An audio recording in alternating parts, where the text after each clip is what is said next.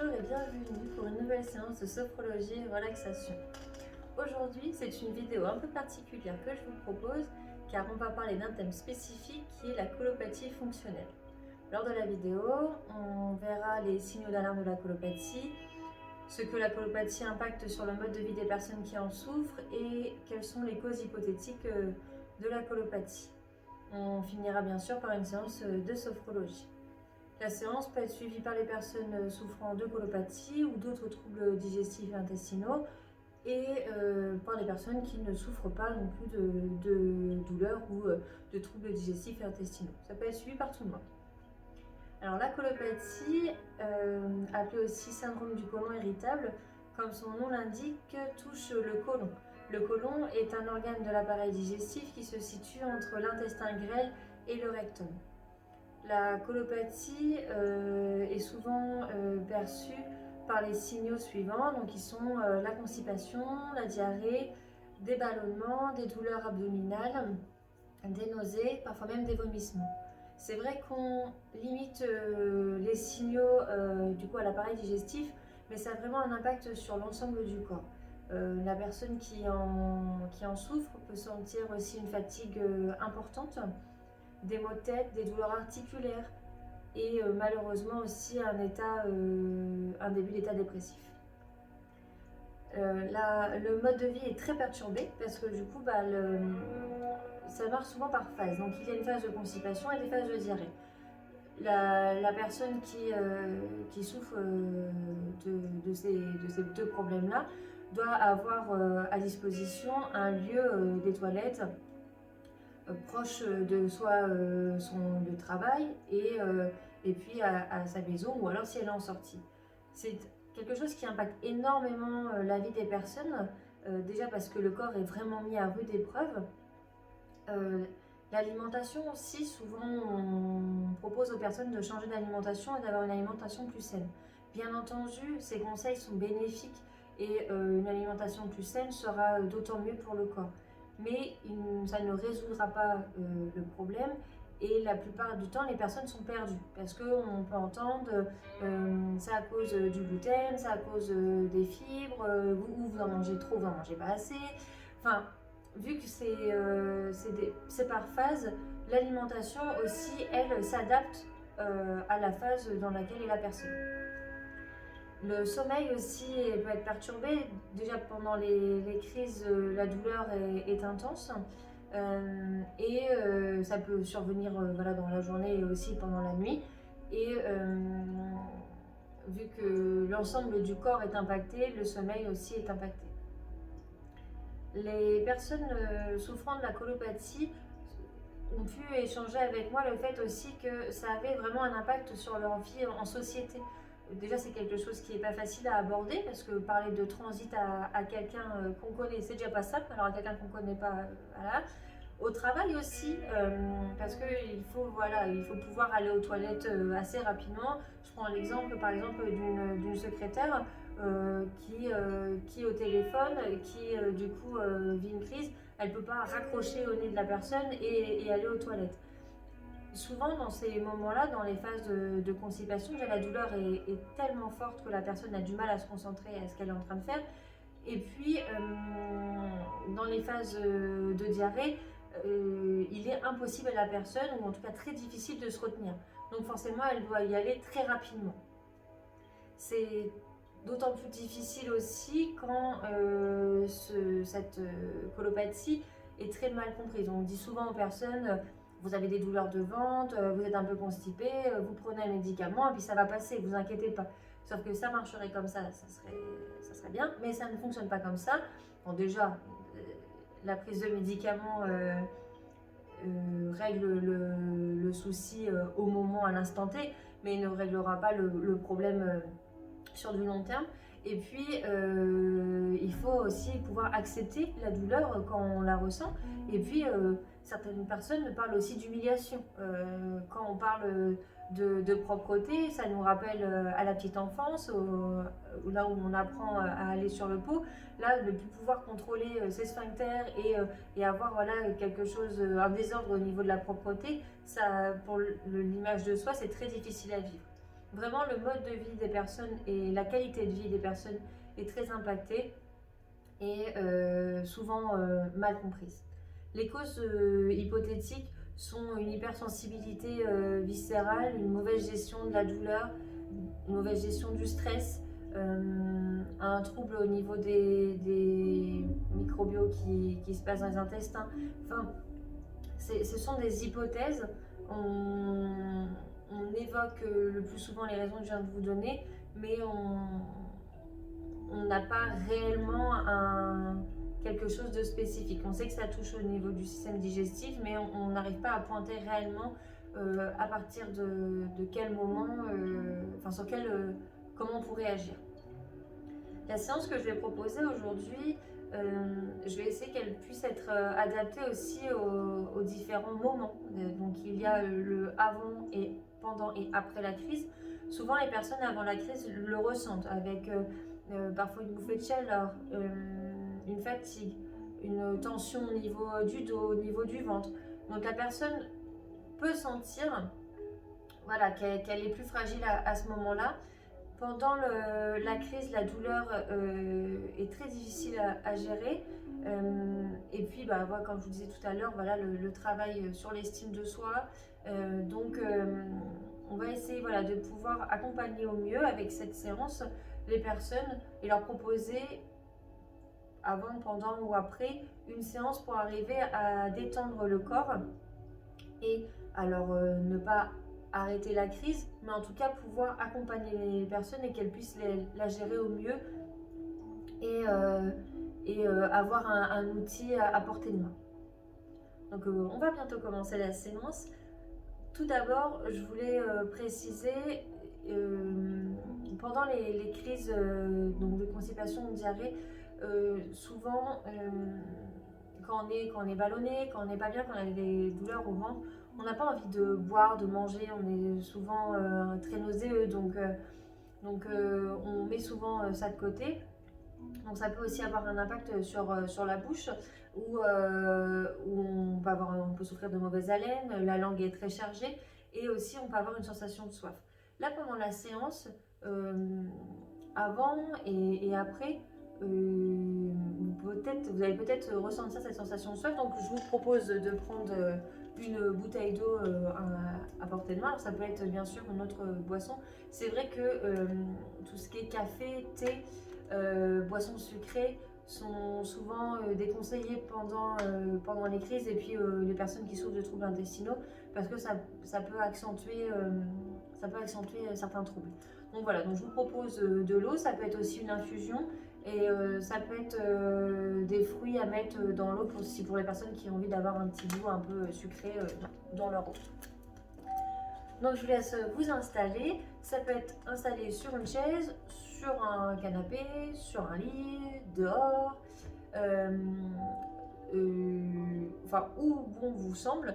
Le plus agréable possible, c'est d'être dans un lieu avec le moins de bruit possible, qu'on puisse vous laisser être tranquille le temps de la séance. Si la séance est regardée pendant une crise, n'hésitez pas donc déjà à avancer toute l'introduction et puis à mettre des écouteurs pour vraiment vous immerger et vous mettre dans votre bulle pour pouvoir vous concentrer sur ce qui se passe actuellement. Même si c'est aussi après la crise, n'hésitez pas vraiment à prendre un temps pour vous, donc vous pouvez mettre des écouteurs.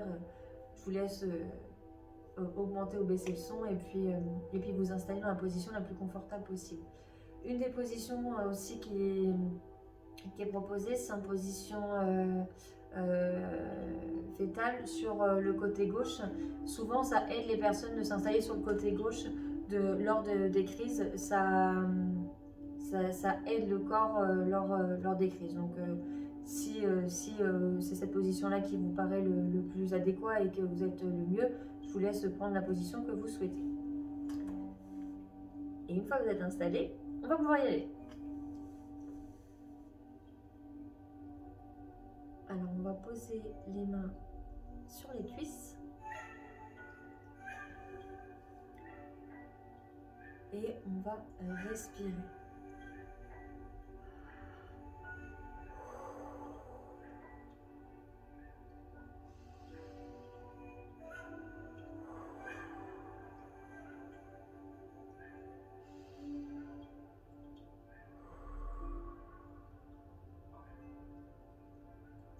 Là, nous l'avons fait 3 fois, mais si vous voulez, si vous sentez le besoin de le faire plus longtemps, pas de souci, vous pouvez le faire autant de fois que vous le souhaitez. Quand vous vous sentirez prêt, vous allez pouvoir fermer les yeux et prendre un temps pour inviter le corps à se détendre.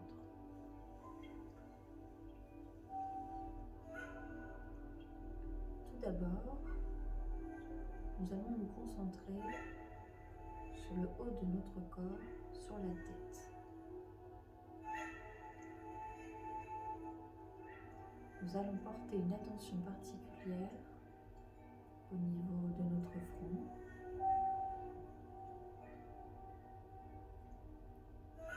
Notre front se détend, se lisse.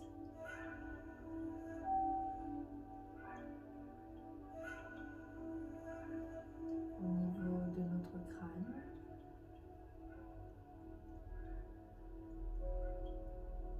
De l'ensemble de notre cuir chevelu. Notre corps est calme et apaisé.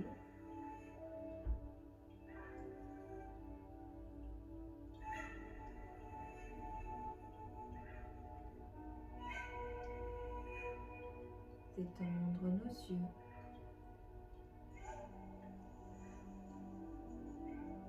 Nos paupières sont légères, délicatement posées. Détendre notre nez, les arêtes du nez.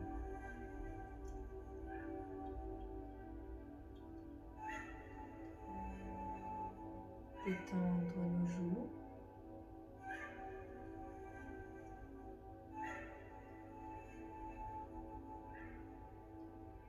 Notre menton.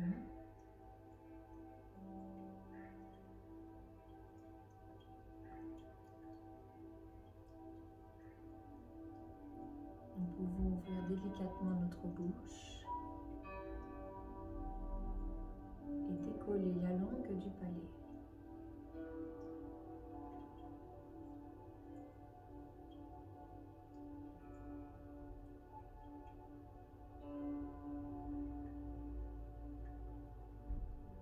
Nous accueillons les phénomènes, les sensations avec bienveillance et laissons s'installer la détente au niveau de notre tête.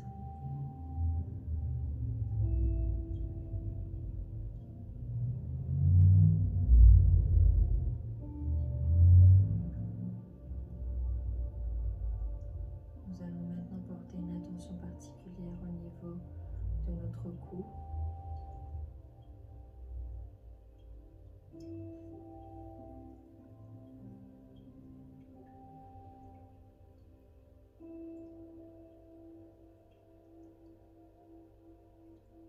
De notre gorge.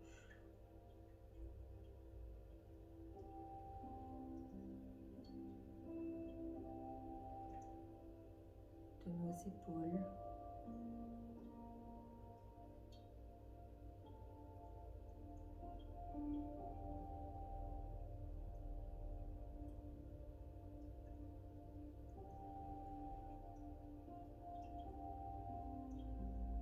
Notre corps est détendu et relâché.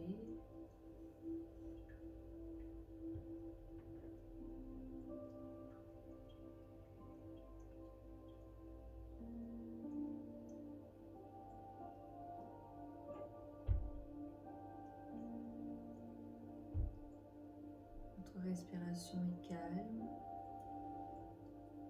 sereine.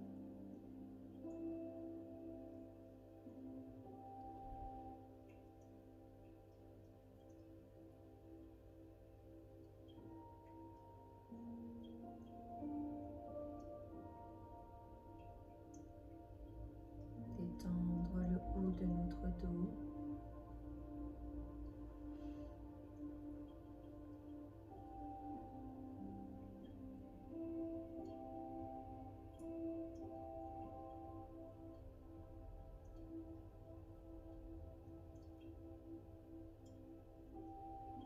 l'extérieur de nos bras.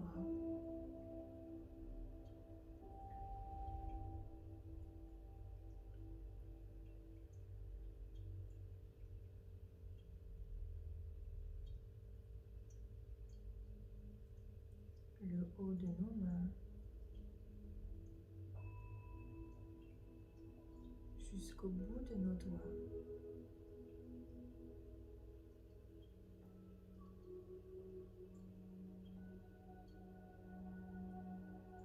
Notre corps est détendu, relâché.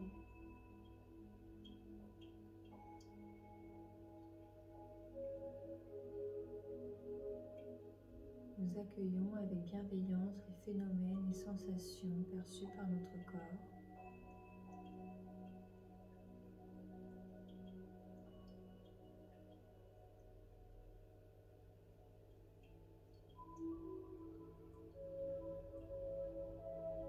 Nous allons détendre l'intérieur de nos bras.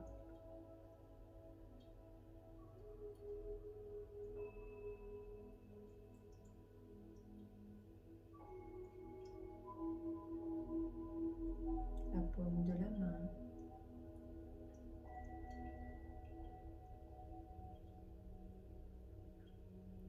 Nos bras se détendent.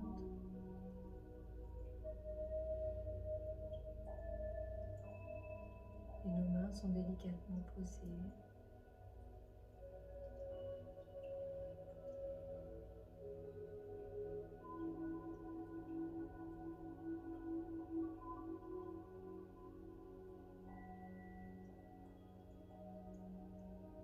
Nous prenons un temps pour détendre notre ventre.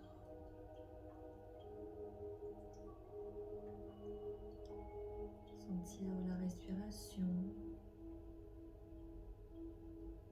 Notre ventre qui se lève et s'abaisse. Calmement, paisiblement.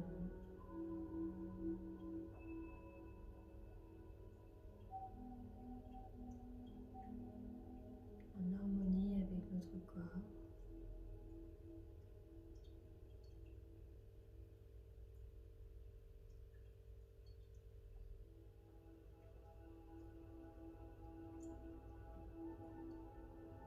Nous accueillons sereinement, tranquillement, les sensations, les phénomènes.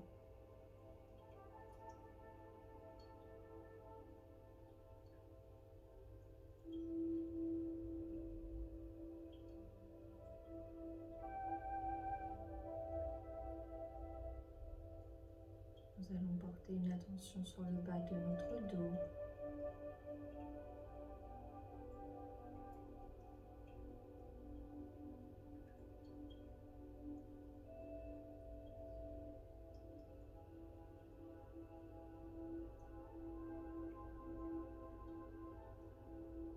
Le sentir posé délicatement sur la chaise ou sur le lit.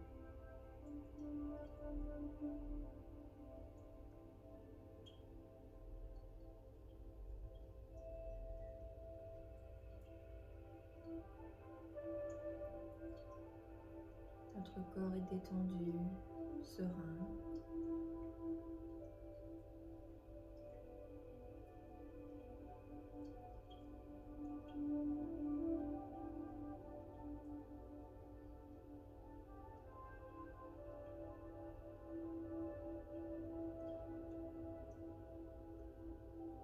Nous pouvons porter maintenant une attention particulière sur nos hanches.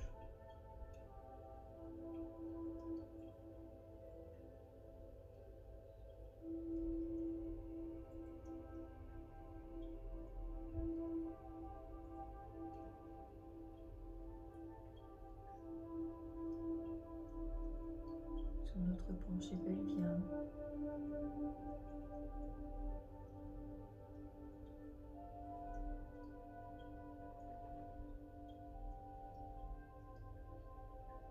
Nos fesses.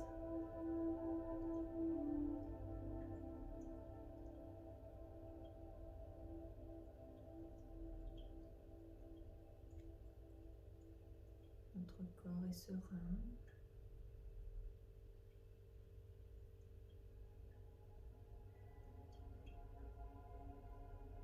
nous accueillons sereinement les sensations.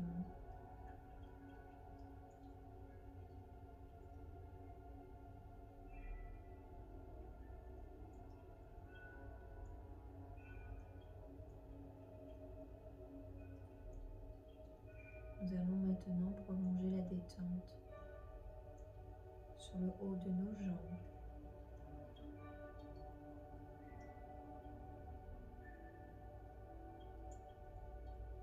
l'arrière de nos jambes,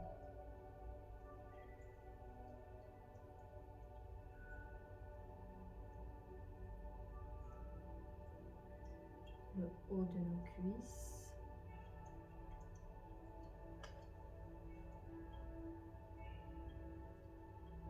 l'arrière de nos cuisses, nos genoux,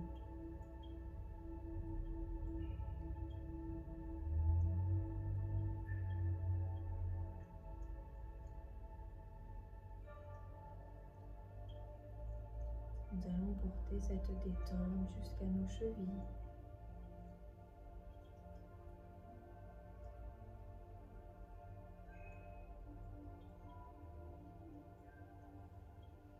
Nos pieds, notre voûte plantaire,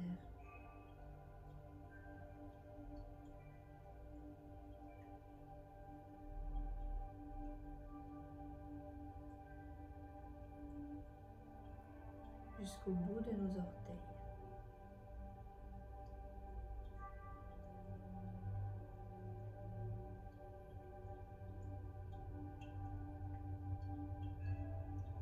Et nous accueillons avec bienveillance tous les phénomènes, les sensations,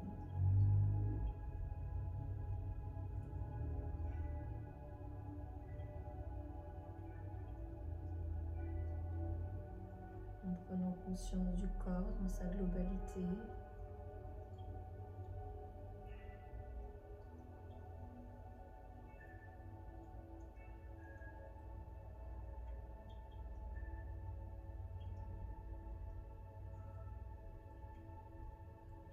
Conscience de sa forme,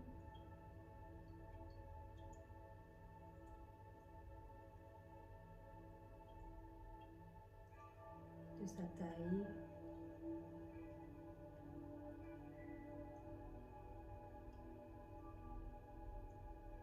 notre corps est détendu, serein.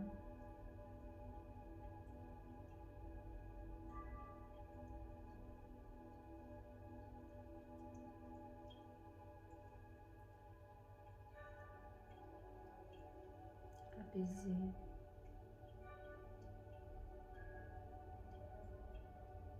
Et nous accueillons avec bienveillance toutes les sensations, les phénomènes de notre corps.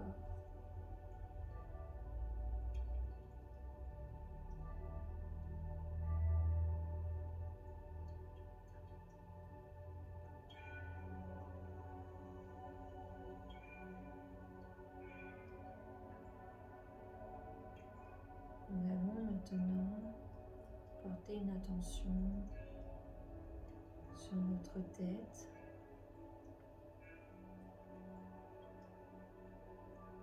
Nous allons prendre une grande inspiration,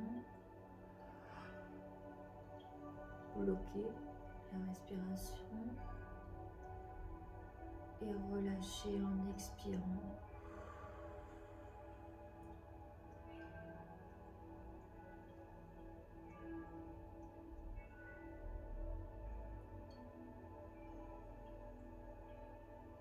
Nous allons réitérer l'exercice 3 fois en inspirant,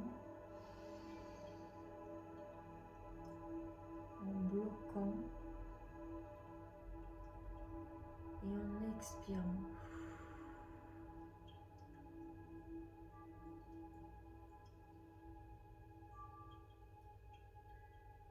Nous restons concentrés sur le sommet de notre corps, notre tête. Nous inspirons, on bloque Et on expire. Quand nous bloquons, nous sentons une douce tension, agréable relâchement lors de l'expiration.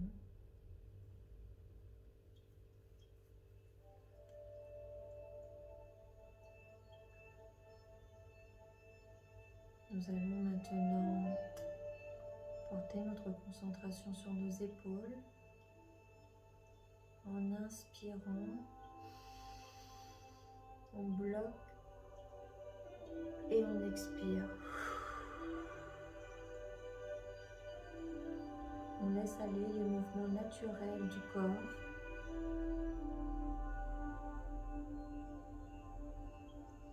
On inspire. On bloque et on expire.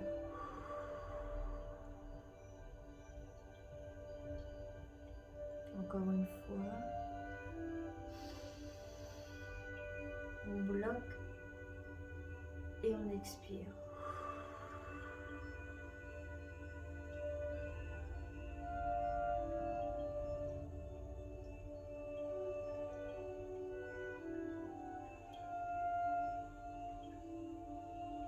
Nous laissons venir à nous ce que ressent notre corps.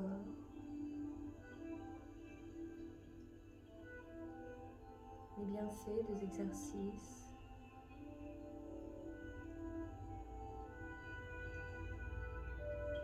Nous sommes détendus, sereins.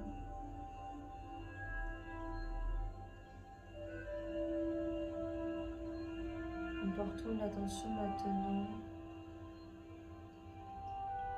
près de notre secteur abdominal, au niveau de notre ventre.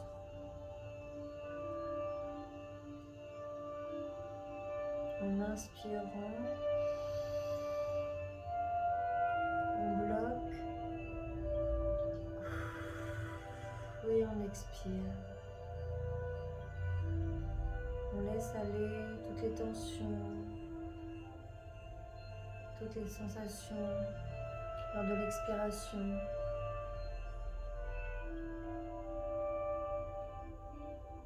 Nous pouvons accentuer l'expiration en soufflant très fort. On inspire, on bloque et on expire.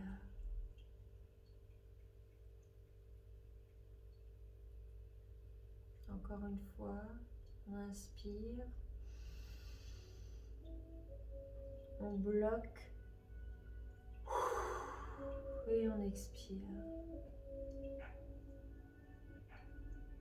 Notre corps est détendu, apaisé.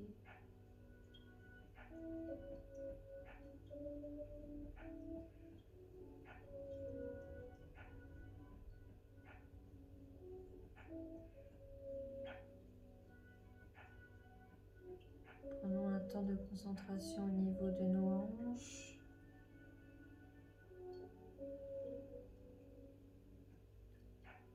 On inspire, on bloque et on expire. On sent notre corps se relâcher, se détendre. Encore une fois, on inspire, on bloque et on expire.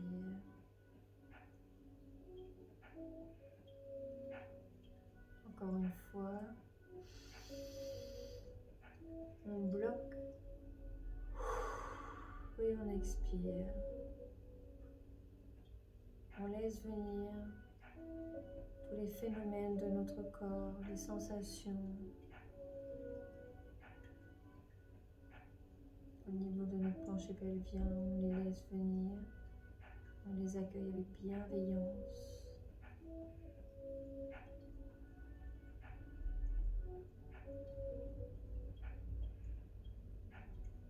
Nous allons poursuivre la détente dans nos jambes. On inspire, on bloque Et on expire.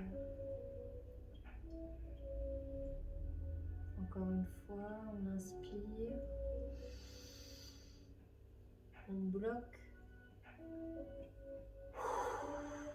Et on expire.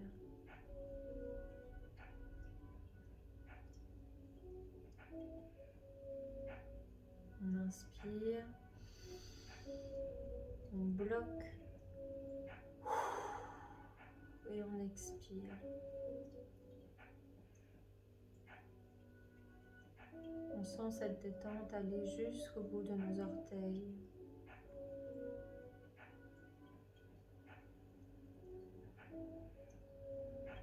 Nous prenons conscience du corps dans sa globalité.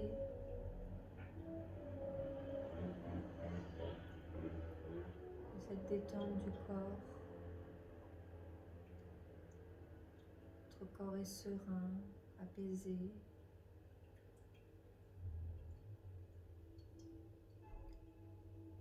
On inspire.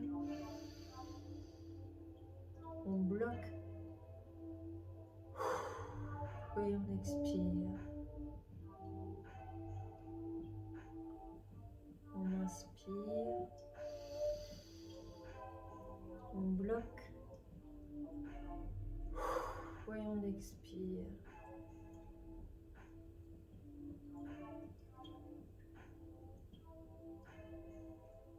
Nous prenons conscience de notre corps dans son entièreté lors de l'inspiration.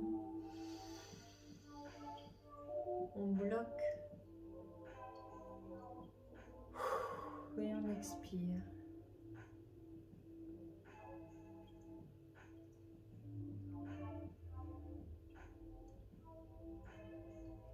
Notre corps est détendu, relâché, apaisé.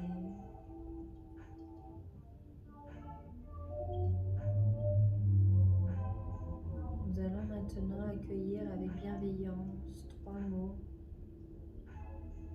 que nous laissons se diffuser dans l'ensemble de notre corps. Confiance, harmonie, espoir.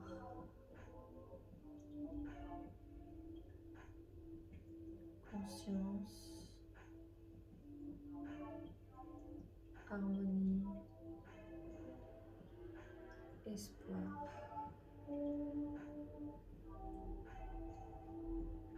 Nous laissons ces 3 mots se diffuser dans notre corps.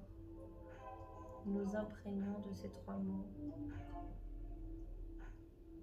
Confiance, harmonie, espoir.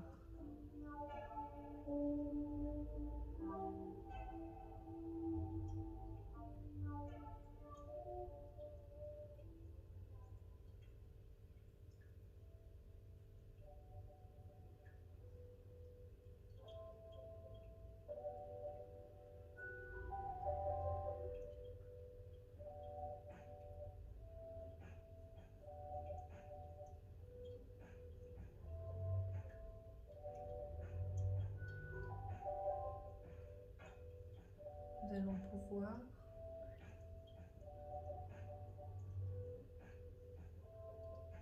rebouger légèrement nos mains.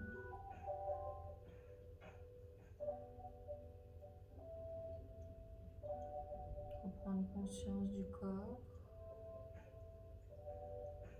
dans la pièce où nous nous trouvons.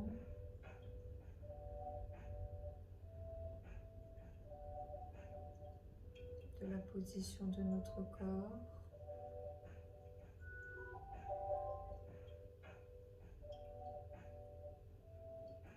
Bouger les doigts, les pieds.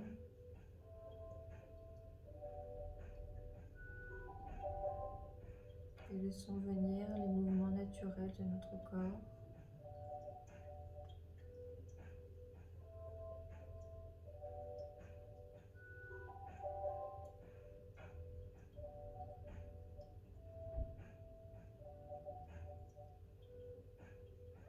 Et quand nous nous sommes sentis prêts,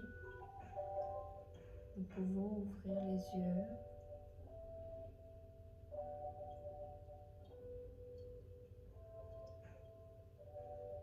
Et accueillir la journée avec bienveillance.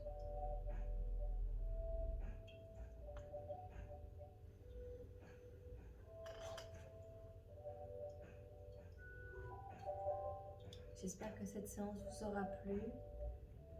N'hésitez pas à la pratiquer, à vous en imprégner. J'attends vos retours par message ou en commentaire. Et je vous dis à bientôt pour une nouvelle séance. Au revoir.